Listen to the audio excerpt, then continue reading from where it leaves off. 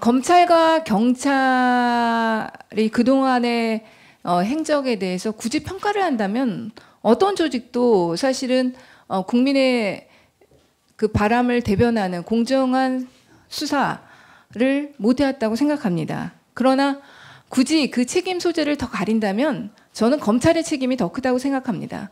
왜냐하면 검찰이 경찰에 비해서 그동안 훨씬 더 큰 권력을 가지고 우리나라에 군림하고 있었기 때문입니다. 그 점을 먼저 명백히 하고 싶고요. 이번에 수사권 조정안을 사실 본다면 저는 사실 검찰의 승리라고 평가하고 싶습니다. 사실 이 수사권 조정안이 보면 지금 현실적으로 이루어지고 있는 수사 형태를 조정한 정도밖에 되지 않습니다. 이미 우리나라 형사소송법에 규정되어 있는 식으로 검찰과 경찰의 수사가 이루어지지 사실 않았습니다. 현실은 이미 지금 수사권 조정안에 나와 있는 것처럼 경찰의 수사 종결권이 명문화되지 않았지만 많은 사건이 사실은 경찰의 수사로 종결이 사실 되고 있었죠. 그리고 그 검사의 지금 가장 검찰에서 문제 제기하는 부분이 검사의 사법통제, 수사지휘권이 생략됐다는 부분에 대해서 문제 제기를 합니다. 그렇죠, 총장님? 그렇습니다. 가장 큰 문제 그 수사지휘권의 생략, 이 부분에 대한 문제 제기를 하시는데 이 부분도 사실은 검찰의 기소권으로 거의 통제가 가능합니다. 그리고 현실적으로 그래왔습니다. 그것을 검찰에서 지금 제출한 자료로 제가 직접 말씀드릴게요. 지금 사법경찰의 수사 종결 여부 그리고 수사지휘권이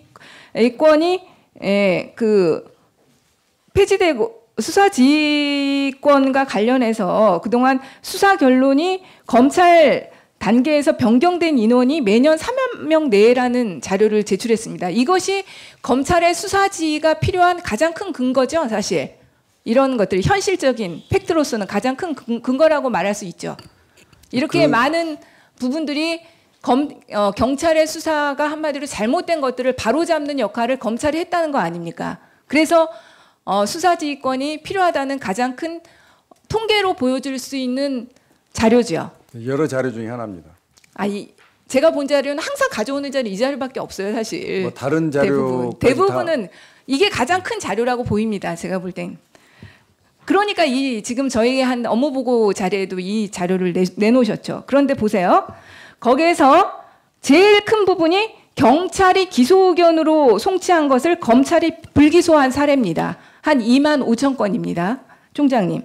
그런데 이것은 수사지휘권을 갖지 않더라도 검찰이 기소권을 가짐으로써 자동적으로 수정될 수 있는 부분입니다. 그렇죠? 경찰에서 기소 의견 성취했는데 검찰이 받아서 불기소하면 되는 거예요. 그렇기 때문에 검찰의 기소권으로 수사지휘권이 없더라도 자동적으로 해소가 되는 부분입니다. 그 다음에 경찰이 불기소 의견으로 송치했는데 검찰이 기소한 건입니다. 한 3천여 건 되는데요. 이 부분이 약간의 공백이 있을 수 있지만 이미 우리 조정안에서도 보충적인 수사지휘권과 이의제기권을 인정하고 있습니다. 그 부분에서 저는 상당수 해소될 수 있다고 보입니다.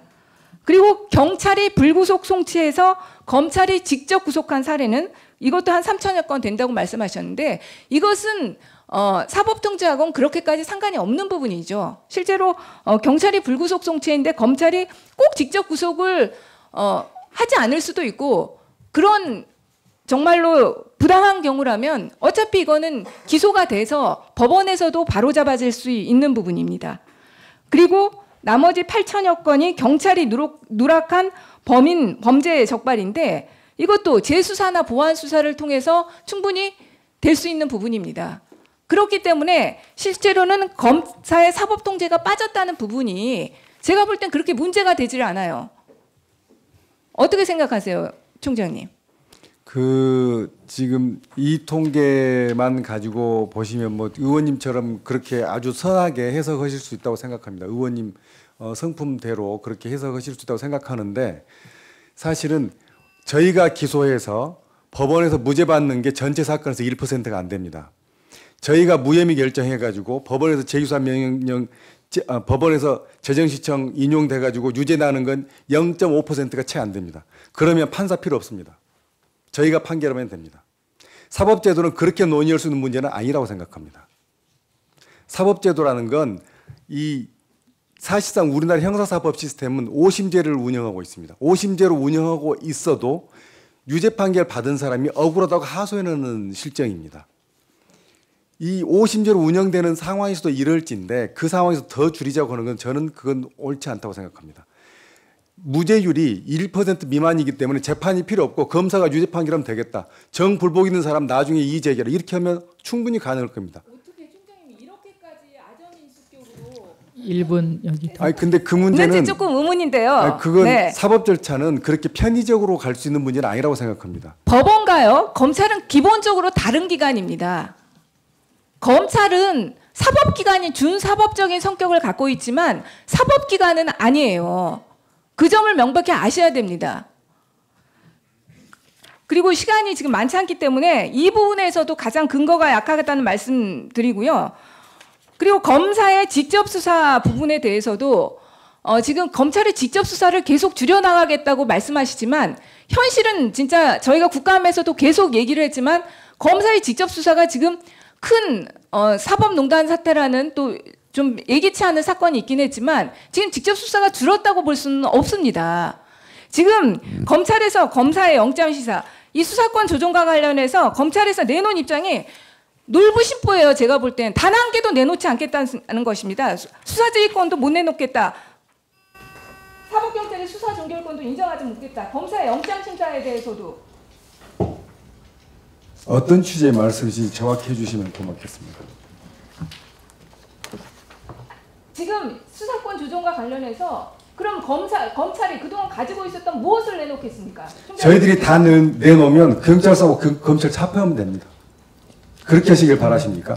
그러면 사법 절차는 수사권 조정이 필요하지 않다는 것이잖아요. 그렇지 않습니다. 수사권 조정은 해야 되는데 아니 뭘 내놓으시니까 사실 그동안 검찰과 경찰을 본다면 검찰이 훨씬 더 많은 권력을 가지고 있는 거 아닙니까? 수사지휘권과 수사 종결권, 기소권 모든 것을 가지고 있습니다.